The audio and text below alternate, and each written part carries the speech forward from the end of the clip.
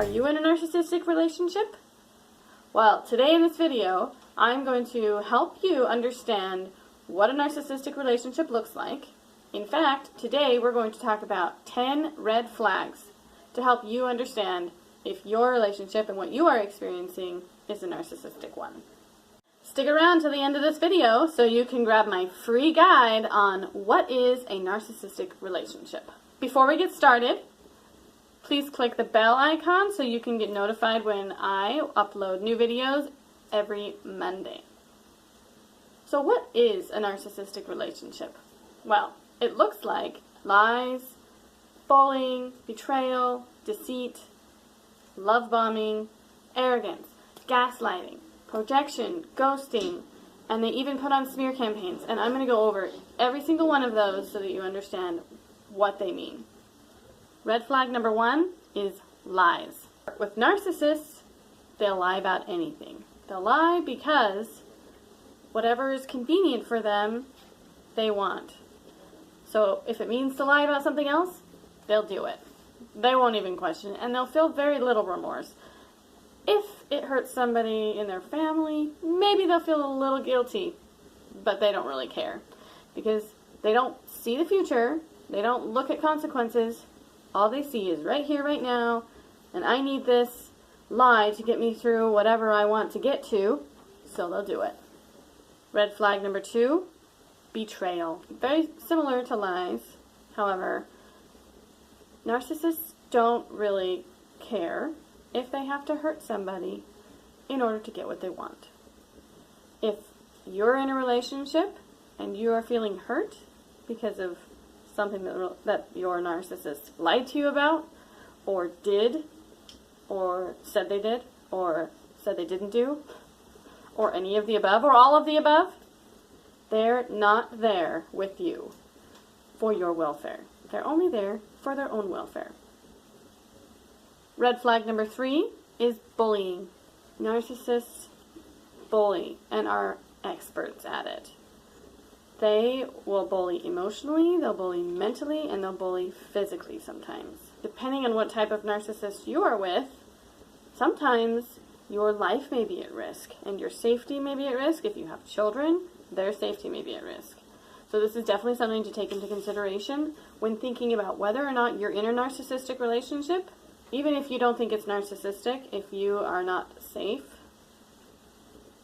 you need to contact the appropriate authorities in order to establish your safety first.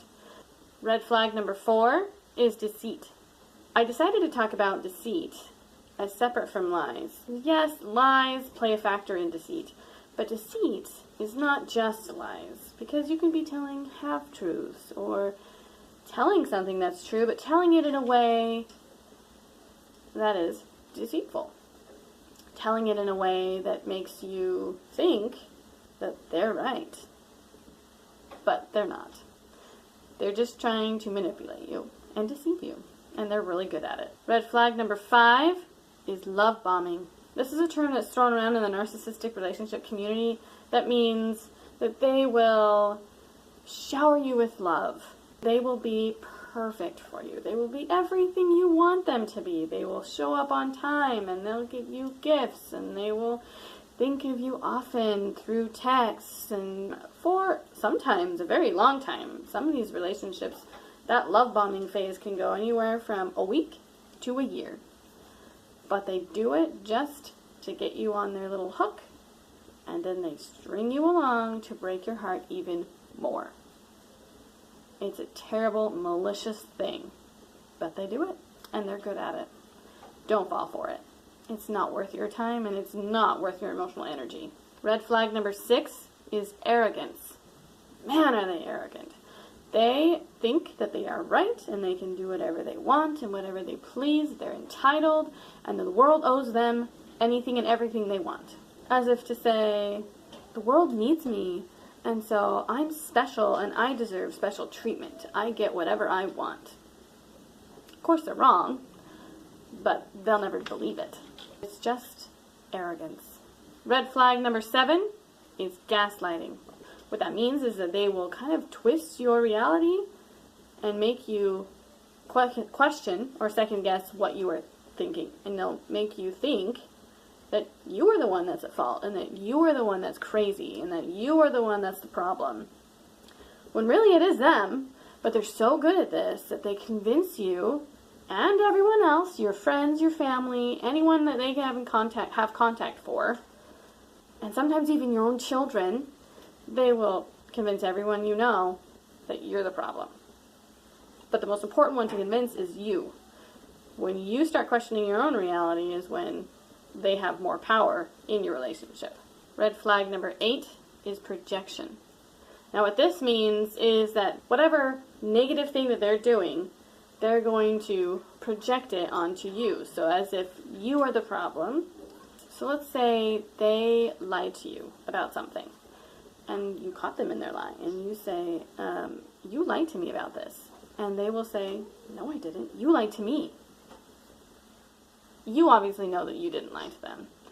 You know that they lied to you, but they are so convincing that sometimes you start to question yourself, question your reality, question what really happened. They will project anything that happens to them, they will project it onto you. And then they'll tell your friends that you did it. Or your family that you did it. They want to go steal money, they'll tell your friends and family that you're the one that stole it. They call the cops on you for a bogus reason. They'll tell your friends and family that you did that. That's projection. Red flag number 9 is ghosting. Now, ghosting is where they give you the silent treatment. So, you picked on them, or you caught them in a lie, or you called them out on something nasty they did. They don't like that. What are they going to do? Break off all communication. As if that's helpful. But of course, they're not helpful human beings. So what can we expect? Don't fall for their tactics of ghosting you. You know what? You're better off without them anyways, frankly. And red flag number 10 is smear campaign. You don't even have to do anything. You don't even have to say anything. And they're going to spread nasty gossip and lies and rumors about you just to cover their butt. Because they're constantly doing nasty things. So with all this deceit and these lies and projection and gaslighting and ghosting, you're not going to really understand what's going on in your reality. So the best option is to not get in the first place. If you're in the very beginning and you notice these red flags in your relationship, don't even let it go any further. Leave, no contact, block them, and move on with your life. Because you don't deserve all the emotional trauma that they're going to put you through. They don't change, and it's not going to get any better. You get what you see. You see these red flags, they're going to continue. It doesn't get better. Don't hope that your situation is the 1 out of a million that is the good one. It's not going to happen. So find someone who actually appreciates you for being you. Find someone who can love you, because a narcissist is not going to be able to. They love themselves too much to be able to have room to love you. Now that is what narcissists do. That's what it looks like. When you have a relationship with them, that's what it's going to look like. Now what it feels like on your end, it could feel like lots of things. But just some examples, it could feel like being stabbed in the back. Of course, it could feel like being betrayed by someone close to you, because that's exactly what's happening. They're betraying you. You might have a lack of ability to trust other people, because when you're being constantly let down by a narcissist, it's really hard to trust other people again.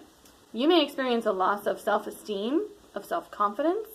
You might have extreme self-doubt when you're making decisions. You're just not sure what to do. They have put you down so much that you are starting to second-guess yourself. Your confidence is low, your self-esteem is low. And as a result, most likely you'll have a negative self-image as well.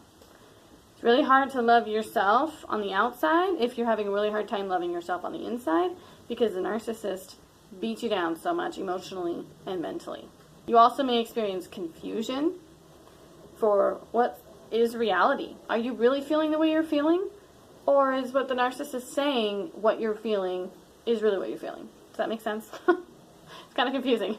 Because they are confusing. They twist the world around and it's not cool. You'll probably feel anxiety for the future, maybe fear and stress. Maybe you'll even feel like you're spinning out of control. Your life is spinning out of control. Your future is spinning out of control. Depending on your situation, you can feel any or all of these. And it is not a healthy relationship. If you want your life to be happy, you need a healthy relationship.